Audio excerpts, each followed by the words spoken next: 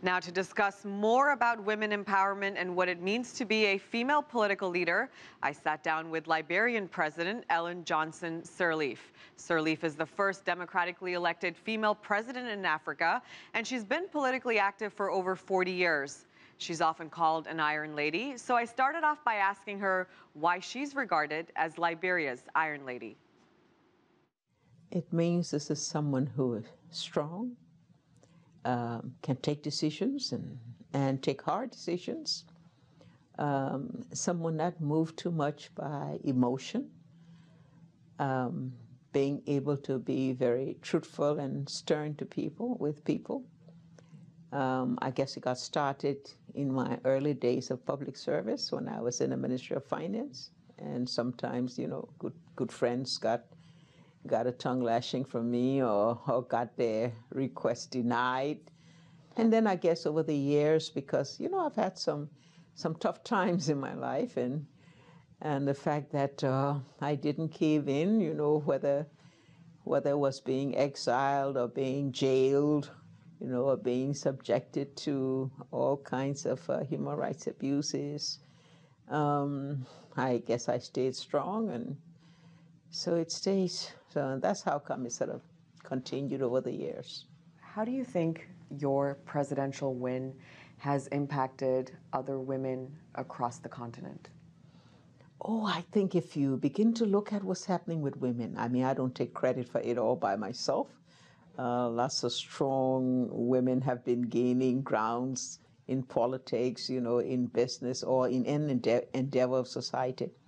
But I do believe in Africa, I inspired women to see that you can really get there. If you persevere, you determine, and you stay course. What are the disadvantages of being a female president? It's not so easy to mix, if I may put it that way. You're so lonely when you go to international meetings. The boys hang out and they're talking to each other, they're maybe having a beer together, and you have that inhibition that, you're just the other creature, so to speak. Yes, you have the means of talking to them, your peers, your colleagues. You can talk, but you just still have that little bit of distancing. Recently, the IMF praised Liberia for its efforts to combat the Ebola crisis. Liberia, of course, was one of the hardest hit countries. You had close to 5,000 deaths. Did the international community do enough to help Liberia?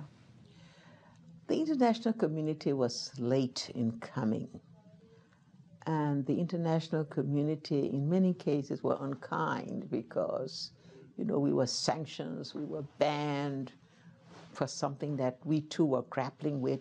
Many Liberians, even those not in country, not even born in country, were subject to sanctions and denials. And then when they did come in, they came in very large measures, and really made up for the lateness. The World Bank estimates that the Ebola crisis cost the Liberian economy roughly $240 million. We've seen a slump in iron ore prices. We've seen the agricultural and the industry sectors experience a drop in revenue.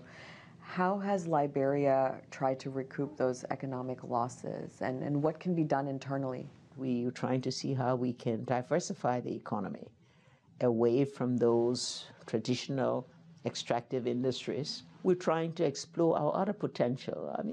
We have over 300 miles of beach, and we are not taking advantage of our marine resources by fishing. We've just shifted a lot of our effort into agriculture to revive our traditional agriculture produce like coffee and cocoa. We've attracted diversified investment from Asia that have been coming in to do oil palm, and then we're trying to promote small and medium-sized businesses also. A lot of people describe China's entry into Africa as fast and furious. How have Chinese investments helped Liberia? Quite a bit. They dare to go where others don't. And they don't take time in their procurement processes that may last for 2 to 3 years. And so they have been helpful to us. And because it's mutual, Chinese contractors build some of our roads, not with their money. Sometimes we're World Bank for money or African Development Bank for money, but they're there and they work hard. The merits of a lot of these Chinese investments have been debated because, yes, they come in, they build schools, roads, bridges, but they don't create local jobs because they're bringing Chinese workers across. What is your take on that? We've learned to handle and manage a situation like that. We don't allow that. And they come in, yes, there's some areas where they bring people in, but we monitor it and we insist that they must do some training, that our local people should work alongside their people who have the skills that we don't have, so our people can be prepared to replace them. When you look back at all the years, you've been in office and in power, what would you say is your single biggest accomplishment? Keeping the peace. You don't quantify that.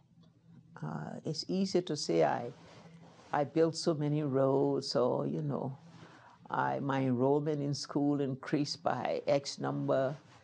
I got more percentage of people with access to clean water, and we can say all of that. But at the end, as we try to move on the process of reconstruction, it's probably one of the greatest things that we look at.